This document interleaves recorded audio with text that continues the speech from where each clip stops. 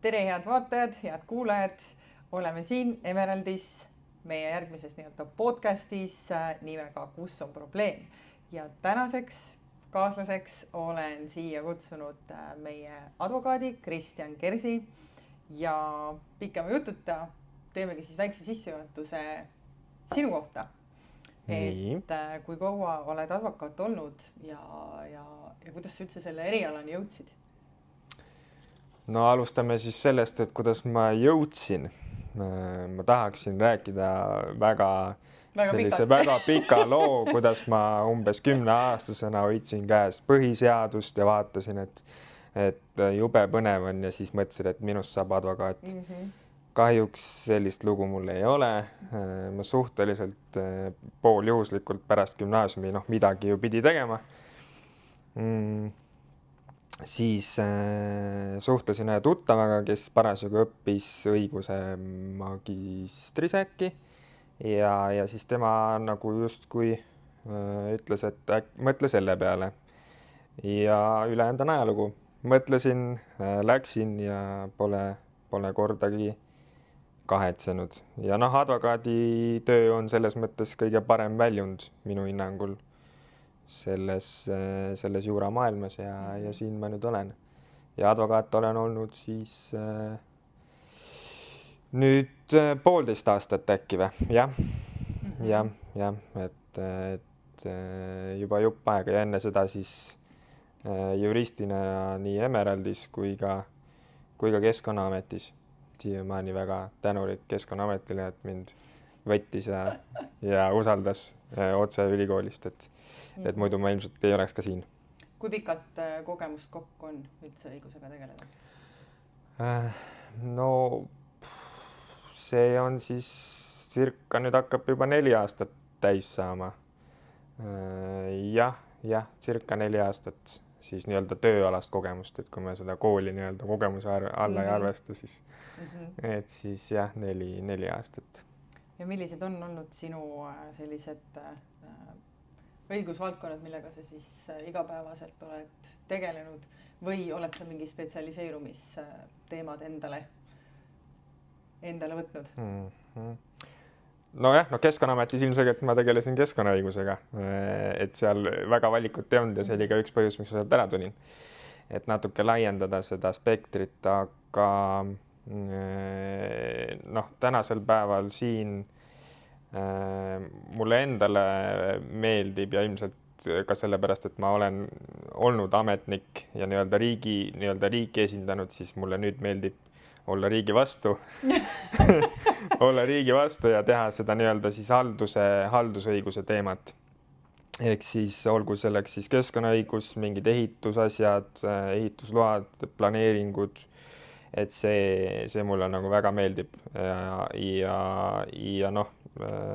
tsiviili poole pealt on siis audiotamise ehk siis laimuteemad igapäevaselt laual ja ka selline pigem ehituse poole, et varjatud puudused, kinnisvara, sellised asjad, aga tsiviilis tuleb ette ka muid asju, on ju, et selles mõttes selline tavaline müügileping või laenuleping on igal advokaadil peab selge olema ja sellega me tegeleme. Aga jah, ma ütleks mu kirg, ilmselt selles on ka süüdi ka see, et jällegi olen seal Keskkonnaametis töötanud, et on see haldusõigus ja seal sellised keskkonna- ja ehitusteemad on see, millega võib-olla tahaks kõige rohkem tegeleda. Okei. Sa mainisidki natuke juba seda varjatud puuduste teemat, et võtakski täna selle kitsama teema lauale. Arutaks paar näidet läbi, mis on meil siin endal meeskonnas siis välja tulnud, kui ka oleme siis saanud meie vaatajatelt, jälgijatelt, sotsiaalmeediakontodelt niisugust sisendit. Et siis saad täpsustada täpselt seda varjatud teema puudust. Aga võib-olla üldse siis defineeri alguses, et mis see varjatud puudus üldiselt on? Puudus, mis on varjatud, ehk siis see ongi lihtsa näite varal on ju, et kui sa ostad mingit kinnisvara või miks mitte autot või miks mitte, ma ei tea, käekotti on ju. et siis noh, isegi sa tegelikult ju ei pea seda üle vaatama, et sa võid ju helistada sinna autoesindusse, öelda, et näed, ma tahan seda autot, ma ostan ta ära ja siis pärast tulen järgi, on ju. Aga müüjal on siis omakorda kohustus anda sulle lepingu tingimustele vastav asi, on ju. Nii, ja nüüd sa lähed siis, võtad selle auto, sõidad sellega minema, sõidad koju ja siis vaatad, et ma ei tea, põhja alt nagu roostetab, on ju. Et sul ei ole kohustust nagu sinna põhja alla vaadata, on ju, veel enam kuskil kere sees on mingisugune puudus, mida ei olegi võimalik, lihtsalt vaatad autot, on ju täiesti korralik, aga mingi selline puudus, on ju. Ja müüjal on kohustus sulle sellest teavitada ja kui ta ei teavitanud, siis ongi puudus, mida ei olnud siis nii-öelda näha ja millest müüja siis ei teavitanud. Et sama hästi mingi korteri puhul kuskil seina sees on mingid torud lekivad ja seal on tekkinud hallitus, on ju, siis sein väljast võib olla väga korralik, aga seina sees on mingi hallitus, mis võib mõjuda tervisele ja nii edasi, ja siin on nagu väga oluline, millest praktikas on arusaamatusi tekkinud, et müüja vastutab isegi siis, kui ta ise sellest ei teadnud. Ehk siis müüja kohustus on üle anda lepingu tingimustele vastav asi ja isegi kui ta ei teadnud, siis tema seaduse järgi vastutab selle eest. Et selles mõttes müüja suhtes ebaõiglane, aga keegi peab lõpuks vastutama, on ju, et sellised mängureeglid on paika pandud, et jah, see on selline üldine, et seal ei saagi mingit konkreetset listi tuua, on ju, ja konkreetset definitsiooni, on ju, et see sõltub asjaoludest, aga jah, sellised puudused, mida ei ole võimalik avastada nii-öelda tavalise ülevaatuse käigus ja millest siis müüja ei teavitanud, et sa tegeled tegelikult igapäevaselt ka nende varjatud puuduste kaasustega siis, et võib-olla mis on sellised enim levinumad, mis su laualt läbi käinud on, mis varaga siis seotud on? No jah, ilmselt neid tekib nii-öelda tavaelus mis iganes asjadega, on ju, seesama enne mainisin mingi käekotti või on sellised, kuidas ma ütlen, mitte nii kallid asjad siis, aga miks need jõuavad nagu meie lauale ja kohtute lauale või miks need auto ja kinnisvara teemad jõuavad nagu meie kohtu lauale, sest seal see rahaline väärtus on lihtsalt nii suur ja inimestel on siis suurem motivatsioon seda nagu lõpuni vaielda, on ju.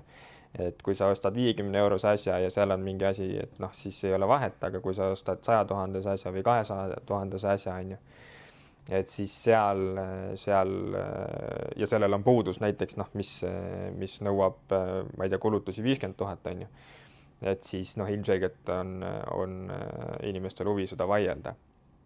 Ja sellepärast autod ja kinnisvara on sellised põhiteemad.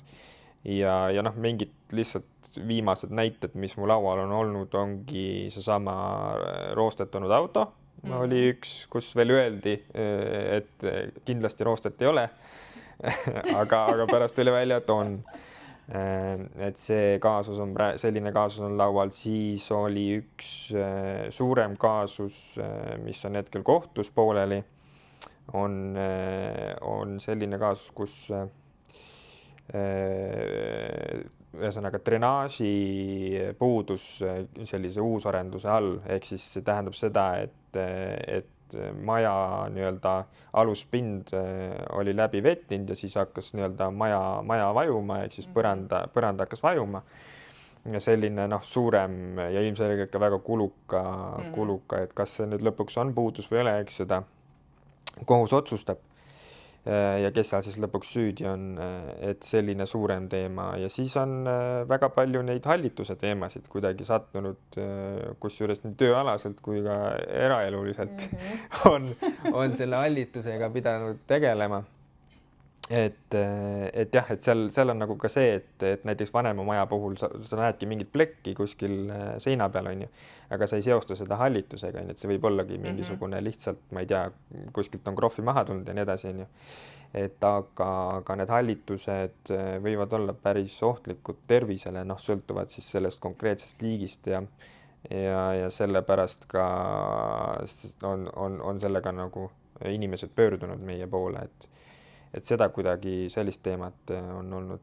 Ja siin viimane just paar päeva tagasi rääkisin ühe kliendiga, kus oli kus oli üks ahju teema, kus ahi öeldi, et on kõik korras, oli küll vana maja, aga noh, ahi öeldi, et on korras, aga hakati nagu nüüd talve saabudes kütma ja ajas vingu sisse, et noh, et see on näiteks väga konkreetne varjatud puuduse näide, et sa ahjule peale vaadates ei saa öelda, et kas ta ajab vingu sisse, nagu seal nüüd suurt auku ei ole. Ja hakkasid kütma, siis ei, noh, see ahi ei vastanud nii-öelda sihtotstarbel, et ei saanud sellega tuba soojaks. Kas sa oskad ka öelda näiteks mingisuguse hinnapiiri, millest oleks mõistlik hakata vaidlema siis ja eeldusel ka, et see asi võib ka kohtusse minna?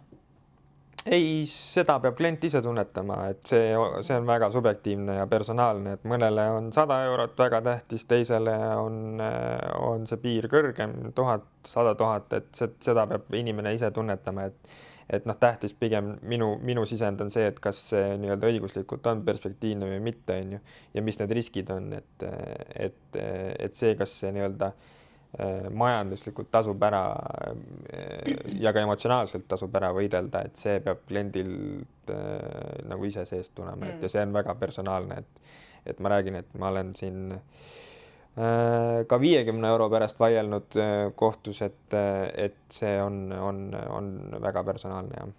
Okei, aga võtamegi siit selle auto teema kohe edasi, et siin kuskil aasta alguse poole oli äkki Kuuuurijas või kuskil sellises saates üks näide, kus vanem meesterahvas võttis laenu, ostis oma tütrele auto, BMW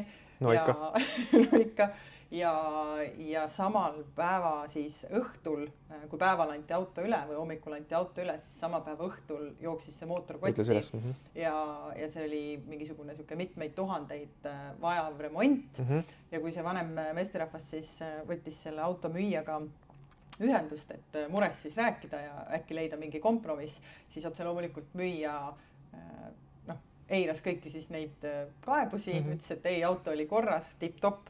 Et siit võtakski võib-olla sellised küsimused või etapid, et kuidas oleks üldse saanud seda olukorda ennetada? No tavaliselt niimoodi, et sa müüd korrektse asja ostjale, et nii ei teki.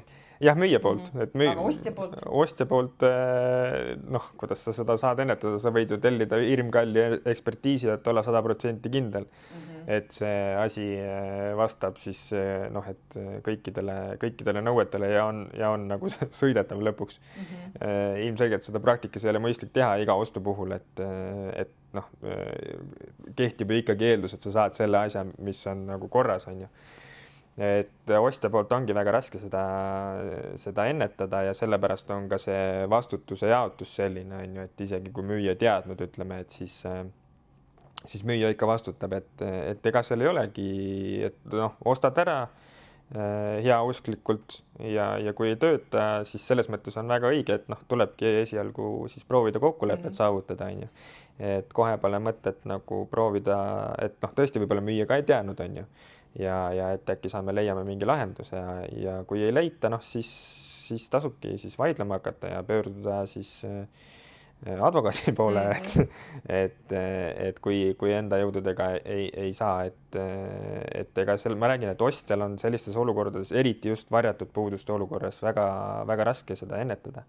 Et ta lõpuks ei saa kõiki asju nagu läbi kontrollida, on ju. Jah, seda kindlasti, pluss ei oskagi mingid asju. No ei oskagi ja ei peagi. Ja ei peagi oskama just, et sa juba ütlesid ka, et kindlasti esimene samm oleks see, et võttagi selle müüja, kes ühendust proovida leida see kompromiss, ja kui ei leia ja on soov ikkagi see kulu saada hüvitatud, siis tuleks advokaadi poole pöörduda. Et selle sama näite puhul see vanem meesterahvas võttis veel laenu juurde, et see auto ära nagu parandada ja pani siis selle nagu mitmeid tuhandeid kallimana uuesti müüki. Ma ei tea, kas ta nüüd suutis selle maha müüa või mitte, aga mis sa oleks võib-olla soovitanud talle, et kas oleks olnud mõistlik anda ikkagi seda asja nagu ametlik käike? Sest see remondiarve oli kuskil ikkagist 2000–3000 pluss. No seal on ka niimoodi, et tegelikult ju ma saan aru, et ta pöördus algselt müüja poole, rääkis probleemi ära, müüja saatis nii-öelda kukele ja siis parandas ära. Noh, tegelikult nüüd selle parandamiskulud ju saab müüjalt välja nõuda. Kui kaua neid saab veel? Tavaliselt on 3 aastat, noh see kuldreegel on, et on 3 aastat alates siis sellest tehingust, on ju. et see 3 aasta reegel, noh, seal on teatud erandid, näiteks uue maja puhul on 5 aastat, noh, kui on värske nii-öelda ehitis. Et seal lihtsalt see loogika on seal, et nii-öelda puudused võivad nagu võtta aega, et ilmneda, et ongi näiteks mingi põranda mõjumine ja nii edasi. Et aga kuldreegel on 3 aastat, et jah, saab ju selles mõttes, see on tavapärane, et ütledki müüjale, et paranda ära või siis noh, tee mul see asi korda, müüja ütleb, et ei tee. Ja siis tavapärane ongi see, et teed ise ja küsid siis kulud välja. Või siis saad ka ette küsida, et noh, kui siis sa pead võtma mingi hinnapakkumise, näed, siis maksab nii palju, maksa mulle see raha ära. Et selles mõttes jah, oleneb, kui seal nüüd see 3 aastat täis ei ole, siis ta saab siiamaani seda müüjalt nõuda. Okei, kas on vahe ka, kas on füüsiline isik müüja või eraisik? Selles mõttes, kui on tarbijale müük, ehk siis ongi nii-öelda see füüsilise isikule müüjaks ettevõtte poolt, on ju, et siis, või noh, nii-öelda, kes siis tegeleb selle autode müügiga igapäevaselt ja teenib sealt tulu, on ju, et ja müüb füüsilisele isikule, siis on seal nii-öelda tarbijal on lihtsam. Tähendab, mitte füüsiline, vaid juriidiline, eraisik ja juriidiline. Eraisik ja juriidiline, noh, et ongi, et kui müüakse füüsilisele isikule, eraisikule, et siis, ehk siis tarbijale müük, ehk siis, ja seal on siis tarbijal nagu suuremad või no lihtsam nii-öelda enda nõudeid maksma panna, et noh, seal on see nii-öelda 14 päeva alati tarbija see taganemisõigus on ju, seal põhjust ütlema ei pea, on ju. Noh, et seesama, ma ei tea, netipoe näide on ju, et ostad endale püksid ja vaatad, et noh, natuke lühikesed, et saad tagasi, sa ei pea nagu põhjendama, on ju. Et tarbijal on lihtsalt see lihtsustatud natukene, et tarbijat nagu kaitstakse. Aga kui eraisik, siis eraisikule või füüsiline isik füüsilisele? Selles mõttes, kui on lihtsalt niimoodi, et mina müün enda isikliku auto, ma igapäevaselt autosid ei müü ja müün, ma ei tea, sõbrale, on ju, et noh, siis see on nagu noh, siis need tarbija sätted ei kehti, et siis seal on nagu tavaline müük ja siis need nii-öelda lihtsustatud või noh, kõrgendatud need õigused ei tööta, et. Aga nõuda ma saaksin ikkagist. Ja ei, loomulikult.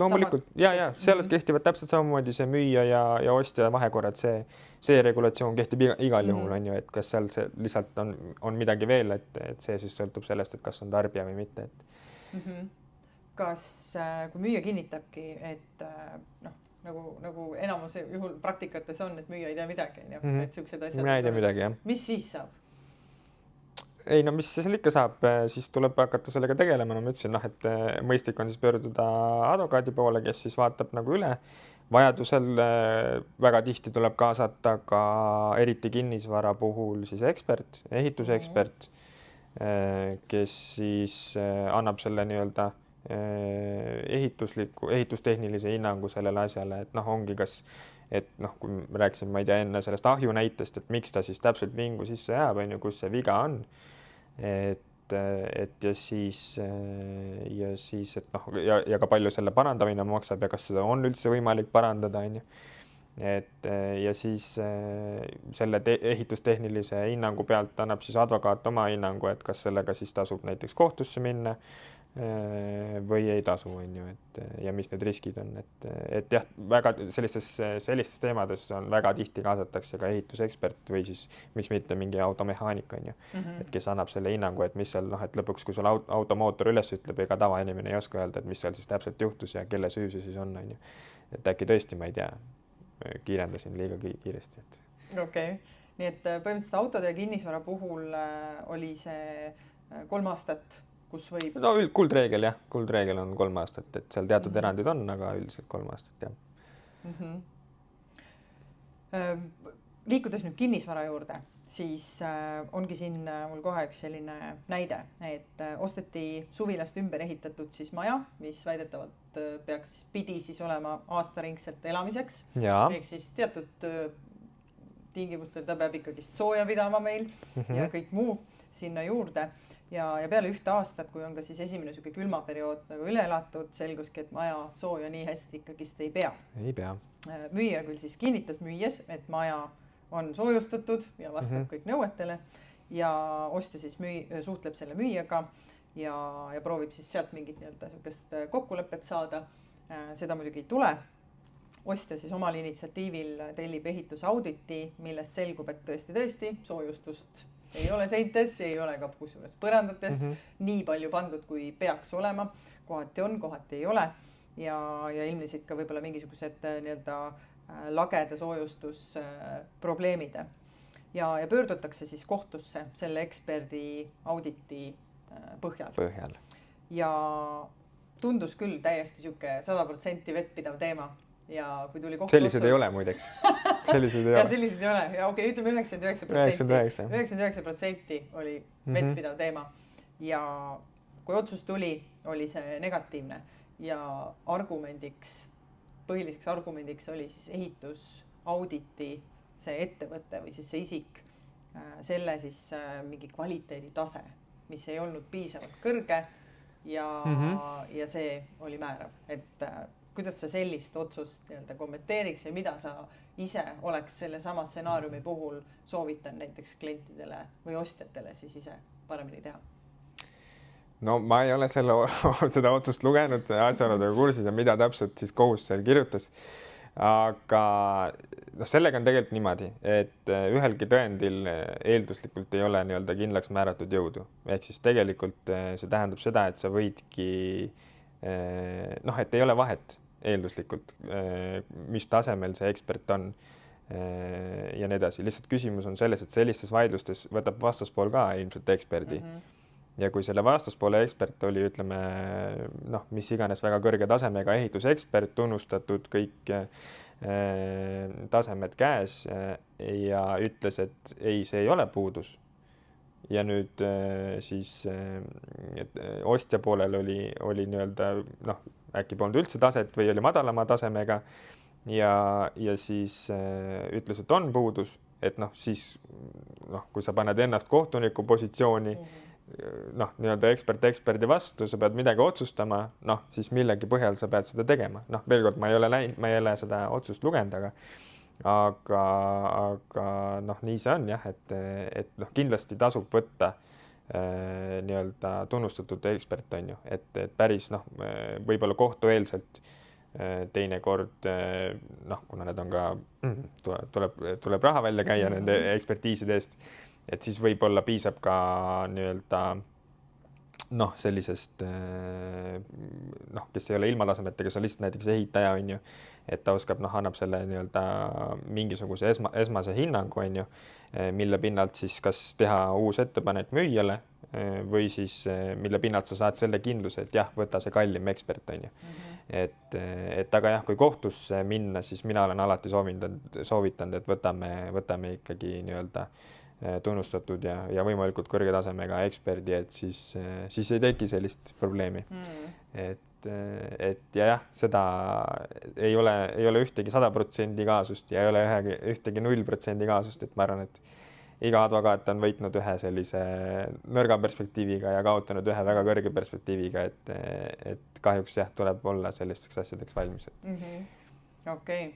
Aga kuna me tahame ka alati pöörata nagu Emeraldis väga suurt tähelepanu ennetustegevustele, et miks üldse peame me lõpuks jõudma nagu selliste vaidlusteni, siis anna üks soovitus müüjale ja anna üks soovitus siis ostjale, et meil ei tekikski selliseid vaidlusi. No, müüjale on väga lihtne, et kui sa tead, et midagi võib seal olla või veel hullem, et kui sa tead, et seal kindlasti on midagi, siis ära müü või siis ütle, et seal on see, et teeme nagu ausalt, on ju, et suhteliselt lihtne soovitus. Ma räägin sellises olukorras, kus sa ei tea, et seal midagi on raske midagi soovitada. Ostja poolelt soovitada vaata üle, on ju. vaata üle, kontrolli mingi mõistlikkuse piirine on ju, vaata üle, vaata korra sinna auto alla. Äkki on roostetanud ikkagi, kuigi sulle kinnitatakse, et mingit roostet kindlasti ei ole. Tutikas, aga seal ongi raske, et jah, ja nagu mõlemale poolele nagu kokku soovitaks seda, et väga paljudel juhtudel on mõistlik ikkagi mingis lahenduses kokku leppida kohtueelselt, sest et noh, kohus ei ole mingisugune selline koht, kuhu lihtsalt põhimõtte pärast minna või sinna nagu, noh, see ei ole selline väga tore koht. Et kui võimalik, tee see väike samm tagasi, usu mind, sa saad teha palju kiiremini need sammud edasi. Aga teinekord lihtsalt, noh, ongi, kui summad suured, arusaadav, tulebki kohtuhinnangu võtta ja nii edasi. Aga jah, selline soovitus on, et mõelge selle kokkuleppe peale. Kui kokkulepet nüüd ei saa ja minnaksegi kohtusse, siis kes tasub kõik sellised nii-öelda kohtukulud? Kumb pool? Noh, seal on väga lihtne põhimõte, võitja võtab kõik. Võitja võtab kõik. Jah, aga seal on väga palju agasid võimalik ja erinevaid lahendusi, kus ei olegi võitjaid. Nii et on olukordi, kus mõlemad pooled tasuvad ise enda kulud ja on ka olukordi, kus siis võitja pool võtab siis nii-öelda kõik ja kaotaja pool tasub. Jah, noh, seal ongi see, et noh, väga lihtne näide, kui sa lähed ja nõuad teiselt poolelt 50 000 eurot ja kohus ütleb, jah, sinu nõue on põhjendatud 50 000 eurot, siis peab teine pool maksma sinu menetluskulud ka kinni, sest sa läksid kohtusse põhjendatult ja tema viga oli see, et ta ei maksnud kohe ära. Nüüd, kui sa lähed 50 000 nõudega ja kohus ütleb, et sellest on põhjendatud 25 000, siis ta suure tõenäosusega jätab kulud poolt teie endi kanda, sest et noh, kirik keset küla. Kui sa lähed 50 000 nõudega ja sul kohus ütleb, et see nõue ei ole põhjendatud, siis järelikult sa raiskasid teisel poole raha ilma asjata ja sa pead maksma ka teise poole kulud. Tegelikult suhteliselt lihtne. Tundub küll lihtne. Tundub lihtne. Väga lihtne. Okei, aga suur aitäh, Kristjan, et võtsid selle aja, et tulla rääkidagi siis varjatud puudustest. Meil on ju enda väga konkreetne ka seerialeht varjatud puudused.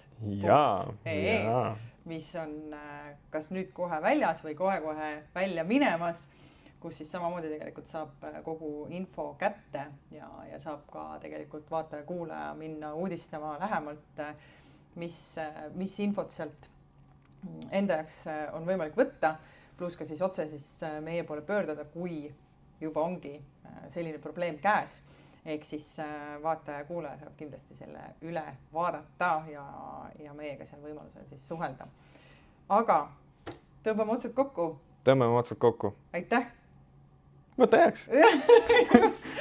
Ja eks siis uute nii-öelda podcastideni õige pea juba liigume ka, mis teemadel veel hetkel ei tea, aga kus on probleem, seal oleme ka meie neid arutamas.